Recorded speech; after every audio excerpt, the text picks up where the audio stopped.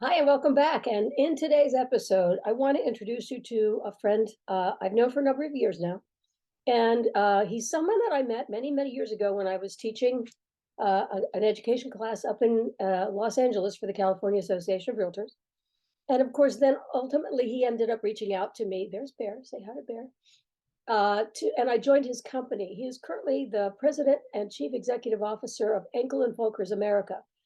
And if you don't know Engel and Voelkers, it's an international real estate franchise sales company originated in Hamburg, Germany. Huge presence in the luxury real estate market. And my friend Anthony Hitt is running the company. But I'm not to talk about that. It's not what we're talking about this time. Uh, I helped write the curriculum for their both agent training and leadership training, which was a tremendous honor for me. But beyond that, I was able, within the content I was writing, I was able to incorporate so much of what Anthony did when he was a successful real estate guy. And his discipline was remarkable. And I wish every agent that I knew or every agent that I coach had that same level of discipline, because it was his discipline that created tremendous success. What's unique about Anthony and is that he was from Mobley, Missouri, and decided to pack up his stuff and move to California and to Santa Monica and get a real estate license after some other things he had done.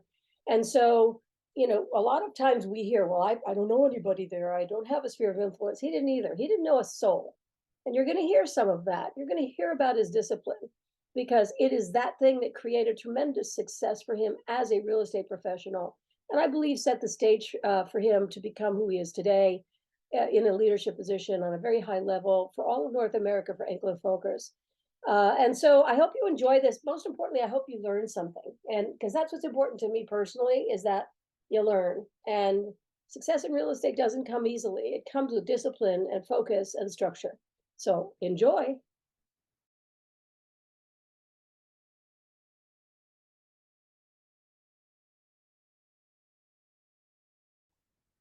Well, my friend Anthony Hitt, I cannot tell you how absolute filled with joy I am to have some time with you. I love you madly. I will share with you that I kind of chuckle a little bit about our history, how we first met, and those It's days. chuckle worthy, that's for sure. Oh my gosh, like you're looking all cleaned up. You got the whole pack of thingy. You didn't The have, only way you've ever known me, and that's my story, and I'm sticking to it. you're lying. Because the first time, Only you know this. I do know this, and I'm going to share it. The first time I met you, I was teaching at California Association of Realtors in LA, their headquarters office. You were toward almost the back of the room. And then every day that I taught the next day, you were further and further close to me. And your hair was everywhere that, it isn't now. Like, I just did that to myself, but whatever. And you were in a shirt that you probably still have, with the curled up corners, those Lacoste shirts that the curls Yeah, up. yeah, yeah. That's and shorts and flip flops. That was my Anthony Hitt in the very beginning of. I think you're confusing me with someone else. I believe I was in a beautifully tailored suit, and no, but you're absolutely right. I have to admit, I never bought into that, and I probably should have, but I never really bought into the idea that if I was going to an event with other agents, especially ones that were predominantly in my market, that I needed to really stand out in any way. I wasn't looking to buy or sell homes for them because they were agents. And I usually would just kind of come in my own little way and be just sit in the back of the room and take my notes. And if I got some good stuff out of it, that was great. And if I didn't, at least I had an interesting day and maybe met some good people. But you're right. I hope that my appearance maybe even improved over those days. Probably not. But I do know that the reason I kept moving forward is I had been to the Mike Ferries. At that time, Tom worked for Mike. I had been to the Brian Buffini's. I'd been to a lot of those programs. And yes, they were very big productions. And this was a pretty standard classroom at the CAR building. But the content you were sharing was so spot on. And I couldn't take notes fast enough, because not only were you telling me things that I already knew and believed just intuitively, you were confirming that I was doing some of the right things. You were giving me new bits and pieces of information. And I don't know, that class must have been $39 or something, because it was not nearly as expensive as those other programs. That's correct. And I swear to you, I got more out of that. And I came back, I think, to one or two more of your programs after that, because I'm equally in love with you and a big fan of you. Well, Anthony, I adore you, and I love the fact that there was a point in time when we stayed in touch because as an instructor, you always have that person, the one that asks all the questions, the one that has the let me ask this question. That was you. You had that questiony face, and I just fell in love with you then, and we stayed in touch, and then you reached out to me after I was given the Reback Award for the Hall of Fame, and you reached out to me, and we connected up in San Francisco, if you recall. I do. And at the Marconi Center at the big realtor event. That's exactly right. And we talked about me being able to do something with you. And it was the first time I'd been excited in my career in a very long time, because for me, it was an opportunity for me to take everything I already knew and bring it to this organization, this company that you were a leader within, and a structure that could be really powerful. And it was just so exciting. I don't know how many people know that, at that point, I had taken over Engel and Voelkers. I think I was still the COO. That's how early it was. I wasn't the CEO yet, but I was doing all of the training myself. And I also, I love training. I love coaching. I love being in front of a group of agents who are doing really well and want to do better, or who are just getting started and are trying to get themselves on the right track. And I was doing okay with it, but I had a few other responsibilities as this brand started growing.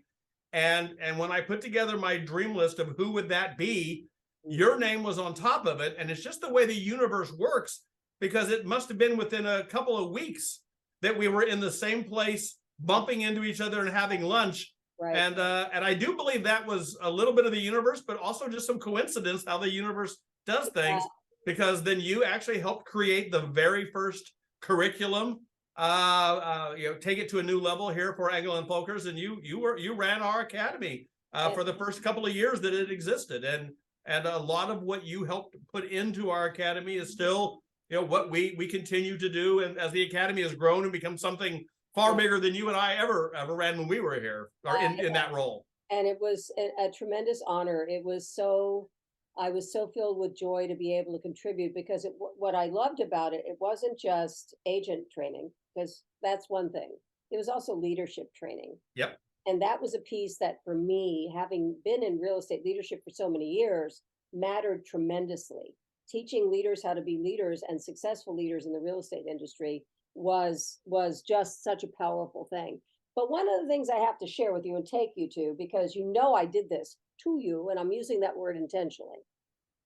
You had created the agent training, and I talked with you at length about what did you do? How did you go from the middle of nowhere, central U.S., Mobley, Missouri, to Santa Monica, California? Like, could that be any more different? That's kind of like Jupiter and Mars, and become this mega agent. And one of the things I share with people, because I talk about you still to this day, and we haven't worked together since 2015. But do you have to tell people that I wasn't dressed well the first time we met? I'm going to always say that. That's what friends do. But your discipline, I think the things that I loved sharing, and I asked permission of this from you when I started doing the agent training. I said, I really want to use your personal discipline, your experiences, what you created, how you did it, because I believe that if I could get everybody I know to do what you did as an agent, especially coming from the middle of, I don't even know where the heck Mobley, Missouri is. I just want you to know that. It's south of somewhere, a lot of people do, and north of somewhere else, but that's a separate issue. Yeah, that's the thing that was so powerful to me in terms of the education piece, because who would have known that you could go from where you were to where you went, and how you achieved and succeeded. That was remarkable. And I loved using you as an example on this is what you need to do. And I will tell you, I agree with not only the path that if somebody will run the system that I ran, that they will be successful in this industry, and I guarantee it. Mm-hmm. But I also believe that most agents will find a system Mhm. preferably a proven system, and run that system consistently over time, they Yeah. will be successful. So many of us get into this business and we just chase one opportunity after the next and we fly by the seat of our pants. Yes. And if we're really charming and good looking, we might do a little better. If Yes. we're not, we might do a little worse. But if you will just do the work consistently over time, you can have huge success in this industry. Well, And it doesn't have to be, and my story is part of that. It doesn't have to be because you know all the right people. As yeah. you're right, I moved to Santa Monica, California from Central Missouri. I didn't know anyone. Right. I didn't have a sphere of influence. I didn't have a friend. I mean, other than Sean and I, it was just the two of us. We moved. We were not in real estate prior to moving to Los Angeles. When we moved there as part of the .com world. I had started a .com. That .com had sold. I had joined another company to help them read business plans and work a capital organization. And that all happened right as the .com bomb went off in 2001. And so I found myself in Santa Monica. We had just bought our condo on Ocean Avenue, and I was in my 30s without a job and without any income. But we'd already fallen madly in love with the area. Didn't really want to run back to Missouri at that point in time, even though I'm doing that now, oddly. And so we looked at a lot of opportunities, and I called my friend at the time, Tommy Hopkins. Yes. Yes. Tommy was kind of a mentor of me, and I said, "What do I do?" And he says, "Go out to the desert and see my buddy Mike Ferry, and do your research and just do what you do." And I did that with the idea that I was going to sell real estate for a couple of years and then use that as my story to go back on the road as a speaker, which I had done in the past. However, the story worked a little differently because Mike taught me you have to be disciplined. That worked for me. Brian Buffini taught me about building relationships, which worked for me. I did what I thought all real estate agents did when they got started. I knew from the very beginning, I guess just intuitively, that I was starting a business and that this was me as a business. And with that, I did what I thought we all did. I did my research. I did market research. I checked out my competition. I learned my competition. I secret shopped my competition. I wrote a marketing plan and a business plan and a financial plan. I said, how in the world am I going to be profitable in this business? How much am I going to pay myself to do this work? And is it more than I can make if I do something else? And how long will I have to invest? How much will I need to invest? And I started. And that's, I realized, very quickly thereafter that that's not what most people do in this business. If I can jump in here, I wish with the core of my being, as a leader in real estate, as a manager for many years, as a coach today, I wish I could get the people that I work with or have worked with to say, and that's what I talk about. You're running a business. What does a business owner do? How do they structure what they're doing? Where do they begin? How do they keep going? I mean, it's insane. And that's one of the reasons why I knew when I was teaching the agent stuff for E&B, I had to use you as the core example because I would share with you if it's 5%, that's a lot. Oh, and we know this. And it's interesting if you look at what how much of the business that's done in this industry are done by the top 5%. Yes. And you realize that correlation that's probably the top 5% who are writing business plans. Oh, that would definitely make me think I should be one of those writing a business plan because it'll put me more than likely closer to that top 5% than that bottom 95%. And in this business, there's a big discrepancy about being that top 10% or that bottom 90%. Absolutely. And that's the thing, I spend so much time. I'm doing a lot more coaching, Anthony, and I'm loving every moment of it. And pretty much across the board, it's, do you have a plan? I get approached a lot, probably doesn't surprise you because of our long-term relationship, but I got approached by a guy recently. I was on my way to Europe. I finally got back to Europe in August. And this guy called me. He said, I was told by so-and-so I should talk to you because I'm doing da, da, da, da, da, da, da. And you know what my first question was? Well, do you have a plan? And you know what he told me? He said, I was told that's what you were going to ask me. I said, well, of course. How can you create a business if you don't have a plan? How can you, this is, and that's what the percentage of failure rate is so high. And, you and I could talk about that for Oh, centuries. no, and I agree. I think something most business owners know is that you've got what they call key man insurance, key person insurance. Right. You've got your key people in your organization. And if you don't take really good care of those key people, your business is not going to succeed. Well, Absolutely. you are that number one person. You are that key person. So how Yes, much are you going to pay them to keep them? How much are you going absolutely. to help them live the lifestyle they want to live? And if Right. you haven't figured that out from the very beginning, you're in trouble. So it's not just about a business plan; it's about a life plan and Correct. how it's all going to all come together. And But it's again, there's no other business that can give you the opportunities none. to start any place and get to someplace incredible if that's where you want to be. That's right. There, the next raise is the next closed transaction. Yep.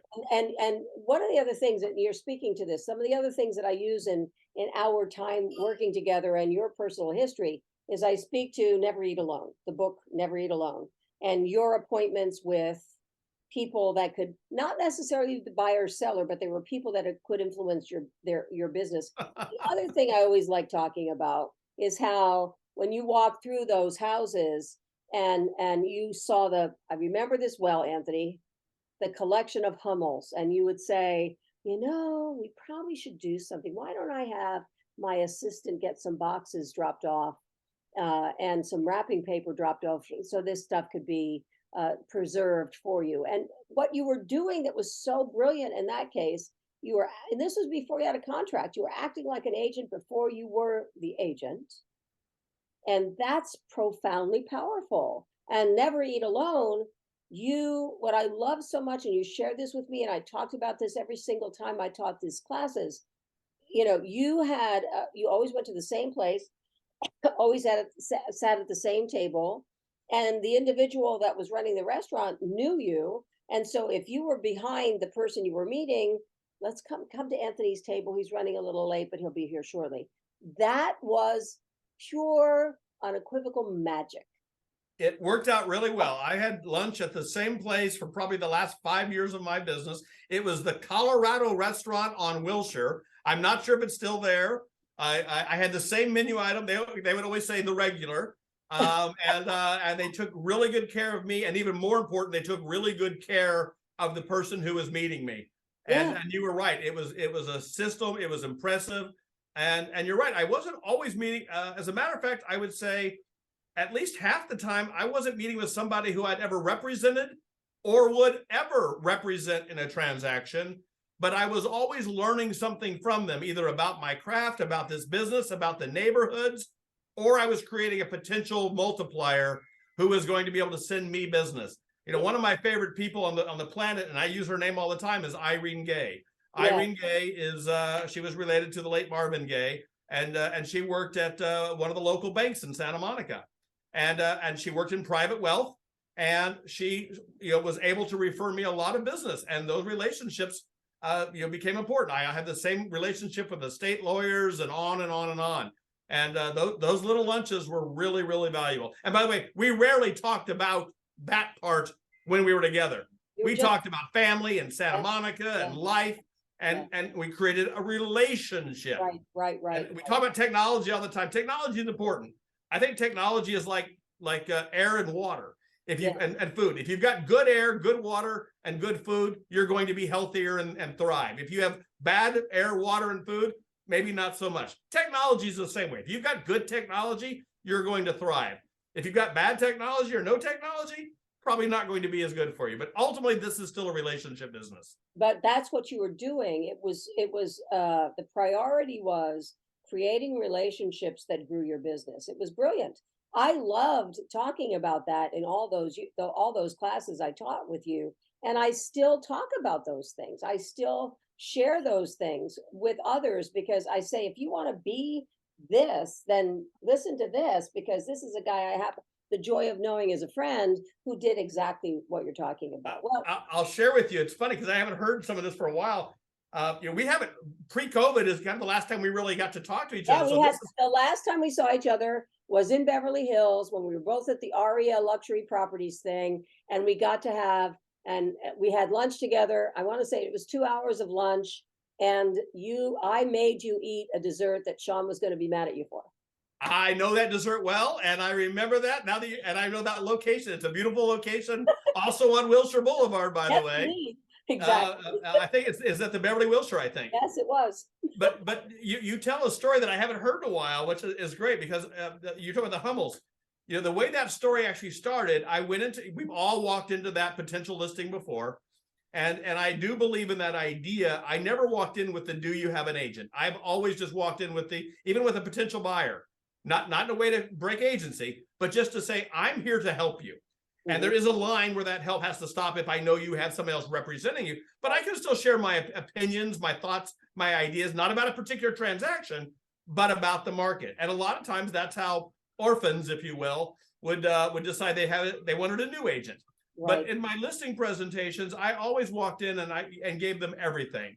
And I know out of all of the times that I did that, I only had it backfire once. I had a family friend in the listing presentation who was actually an agent from out of the area, and she listed the house at my price and all that. So she took that from me. But you know, that happened maybe 3 or 4 times out of 400 transactions.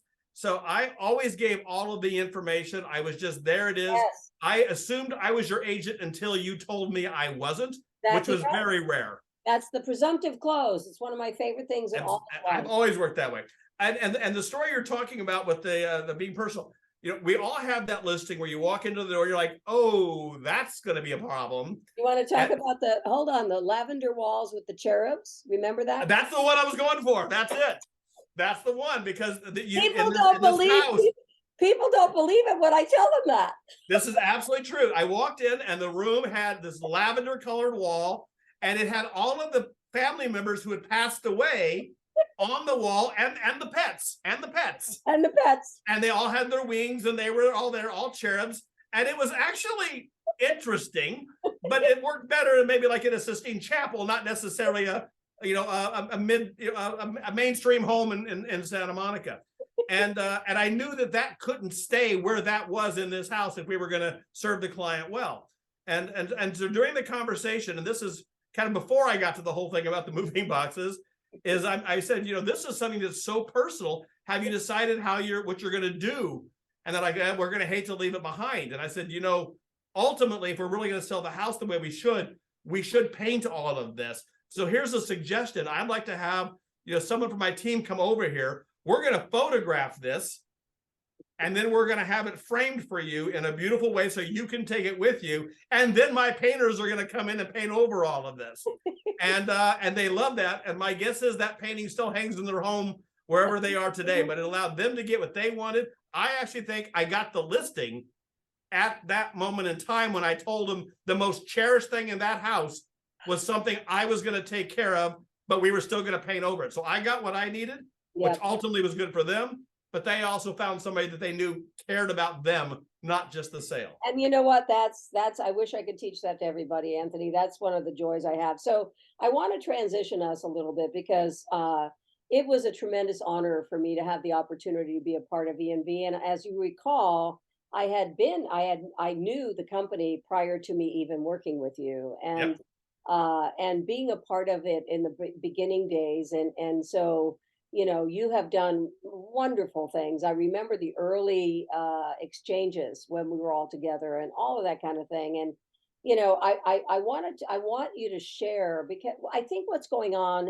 and take this wherever you want to go, but I think because of the changes and the shifts in the market, I think what's important is that people have to realize that the market, you know, this is my 8th, I've been doing this 36 years. This is my, I want to say 8th change or adjustment in the industry. And, you know, people were buying houses at 16-17%. So, but you're in a luxury brand, you're in a luxury marketplace, you're a global luxury marketplace. I would love to have some insight for you in terms of where you think that's going. Where is the global industry market going? Where is the global piece overall going? What do you see in terms of the future, in terms of that particular area of the marketplace? That was such a beautiful way to ask the question, but I'm going to backtrack because you brought up EVX. It used to be called Exchange. Now it's called EVX. And I will tell you, I think one of the real reasons we wanted you to be part of the company is for this moment in time that we have the video, because I actually just saw a clip of it in one of our videos of you and Tom Kuntz singing Sweet Caroline for the entire organization on stage. Oh, And wait, we have I this have to clip. have that. Where is that? I want that. I just saw it. It's in one of our reels or something that was being put out about our brand culture, because we've got an incredible culture. Yes. And I was just talking to Tom Kuntz about that a couple days ago. Tom Kuntz, obviously one of our executive vice presidents, one of the advisors to me, former CEO of Century 21, when they were enormous, and just an overall really good guy. So that being said, a good friend of mine. Tom is a good friend. Yeah. Somebody else you should get on your show. I think you'd be a great contributor. Yeah. I actually believe that we are in and I think any of us who have been in this industry, whether it be 36 years or 24 years or whatever that number is, as long as it's got at least a few years and at least a couple of cycles in it, yes. I believe with all the the news, especially the industry news, just like non-industry news, the world news, the way they get clicks, the way they make money is getting clicks. The way they get clicks is not usually telling good news. Right. If we're fearful, if we're looking for a magic pill, we're going to click and we're going to spend and we're going to buy. I also think there's a lot of brands, and I want to be cautious, but I think there's a lot of brands who have made a lot of shiny objects and have built their whole brand or a lot of their brand on smoke and mirrors, and they hired way beyond what they could do. And I think they're using this market that we're moving into, and I think we're in there now, and it's probably going to continue for a while, as a shade or a screen to make changes they should have made in their business, whether or not the market changed. Yeah. And to allow them to have that cover, it's got to be all this doom and gloom. It's not our fault we made bad business decisions or made the wrong business decision.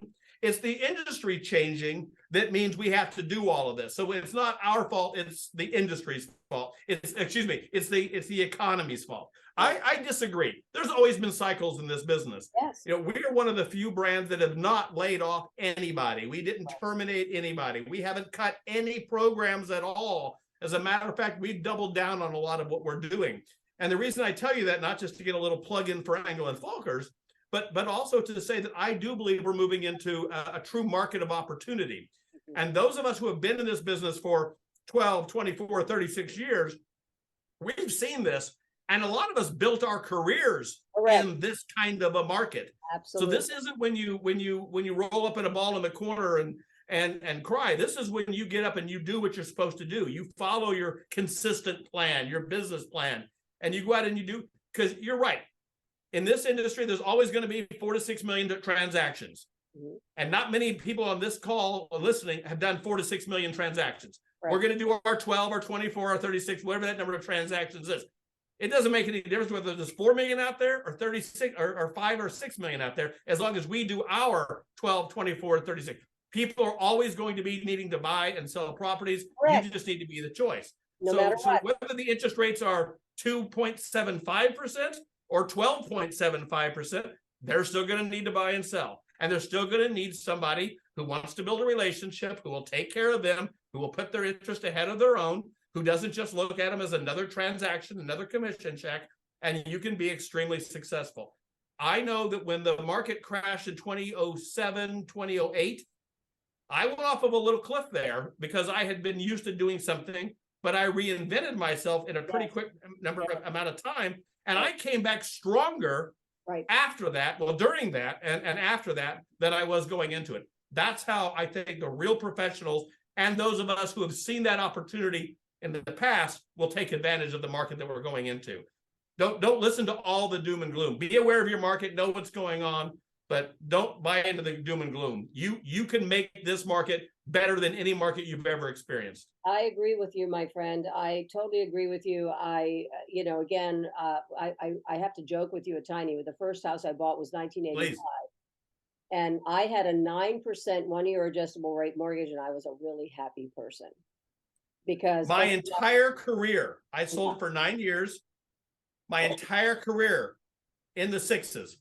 We Wow. might have got down to about where it's at now, a little lower, it's just a little higher right now. But I think basically where we're going to probably flesh out someplace is going to be in that, 5, 6. That's my entire career. I did okay with that. Yeah, you did. The thing that But I know people who are also very successful when it was 15%. I do too. But you see, the thing that happens, and you shared this a second ago in what you were saying, is that we've got agents who doom and gloom stuff. What do I do now? Oh crap! Interest rates are 6%. Are you kidding me? 6%? Interest rates are 6%. Well, adjust your conversation. Have a different language. Have a different, and don't ever go doom and gloomy. Your job, because people want to live in houses and they want to own real estate, and that's what they want to do. No matter what happens, the joy of having your own home that you come onto and it's yours and you're paying for it. I sold my baby. By the way, my baby girl got married this year. And of course, Anthony, in typical fashion, she is my child. She got married overlooking the Mediterranean Sea in southern Italy. And I didn't have to pay for a thing. It was great. But I sold her first home. They could not be happier. It doesn't matter. What it is that how do we as individual agents communicate with our consumer? Instead of us going, the sky is falling, Chicken Little, what do we do? How does our language, how does our dialogue change to help facilitate this? And that comes from knowing what's going on, like you just shared. You reinvent yourself. You change how you talk with people. It's what it is. It's what it is, friend. And I think what you just said is, if you're buying into all the doom and gloom, yeah, how are you now going to go out and tell your client that they should buy right now or should sell right now? Right. Because that's probably not, if you're someone that has some integrity, you don't want to give your clients advice that you don't believe in. Right. So if you believe that, then I would challenge yourself to find out what is the real story in your market. Where's the opportunity in your market? If somebody's got to buy or sell, why is now the right time to do it? Right. And by the way, now is always the right time to buy or sell real estate. Absolutely. Always. Absolutely. Well, my sweetheart, I adore you madly. I wish we were together having lunch, eating a dessert you're not allowed to eat. But I expect an invitation to your compound in Mobley, Missouri, if I figure out how to get there. But it's between St. Louis and Kansas City, and it's 150. My great grandfather homesteaded the property back in the day, and we are working on something. And I hope in a couple of years we will have something to invite you and a whole bunch of maybe others listening to this call to come and hang out and eat and drink and maybe play with the buffalo, but also maybe talk real estate. Yeah, I got that. But most importantly, I want to share with you, going back to where we started with the guy sitting in the back of the room in his wrinkly shirt and his hair all over the place and whatever the heck, the cargo shorts and the flip-flops, to this man who is the CEO of a major international real estate franchise company who's done incredible things. Anthony, I'm so proud of you. I love watching you. I watch everything because I still do. And you're just, it's remarkable to see. I'm grateful for our friendship beyond words. I'm so thankful that you were willing to give me a little bit of time today, because I believe that what you had to share is going to help somebody else. And that's who I am. I also know that's who you are. So I hope we get to do this again sometime soon, maybe in Mobley, Missouri, if that happens by then. But Jenny, you know that we are friends. We're not just saying it for the camera. The fact of the matter is, if you ever call, I'm going to say yes. But it's also, and I do appreciate that I'm given a lot of credit for what Engel and Voelkers has done in the Americas. When we first met, I was just getting into this position. We only had about 300 agents, advisors in the Americas, and about 25 shops. We're now approaching 7,000 advisors. This year, as a lot of brands are actually losing agents in their agent count, we're still increasing. When a lot of agents' production per agent is falling, we still have one of the top production per agents in the industry. And it's not only because of me. I certainly I contributed, but it's because of people like you and Tom Kuntz and who are part of this family, or were a part of this family, and putting it together, and continue to do that every day. And we appreciate everything you did to help get us on the right track in the very beginning. And And we love that we're still friends with the people who are here and the people who have moved on to other things in their careers. So we love you too, Jenny. I love you madly. That friendship will never leave. I want to, this is a big test. Do you remember when I would sit in the cement floors and I was in the middle of writing, and then I knew I had to take away, and I would push away from my desk and end up almost in the kitchen? Do you remember that? I kind of do, actually. And all of a sudden, wait a minute, what just happened? Because that's how I still do that, except I have nothing on rollers. Well, I don't know it was only just in your place either, because I remember down in I can't think Dana Point, we did a meeting. Yes. And that happened there. I remember a few of those around here. I think that's just, you do that not only in your home. I just think that's when you're leaving, it's actually when it's really working. It's like, where's she going? And then you just walk your 10 feet away and you walk back and here it is. And there it is. That's just the way I write. It's so funny. I think about that all the time. Anthony, I adore you so much. I love you so much. And you're right.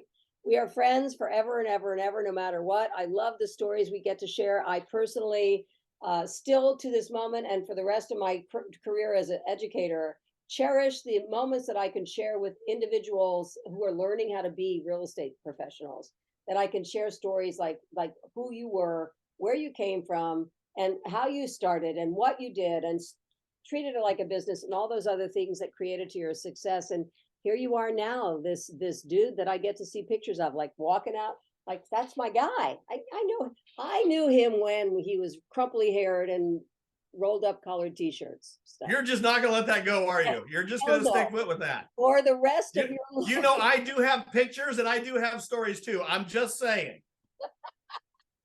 I love you. Love you, Jenny. I love you so much. Thank you so very much for being with me today. I appreciate it so much. Well, I hope you learned something with that conversation with Anthony. You could tell we're good friends. I don't see him as much as I used to. I worked with him for 2 years. I literally commuted to New York, if you will, because I was still in California. I was working remotely. I was in and out of the city, but just a remarkable man. He and his husband are very dear friends of mine. I'm filled with joy that I get to have them in my life, and I hope you learned something. That's the most important piece. Remember, success in real estate is created through discipline and focus and business behaviors.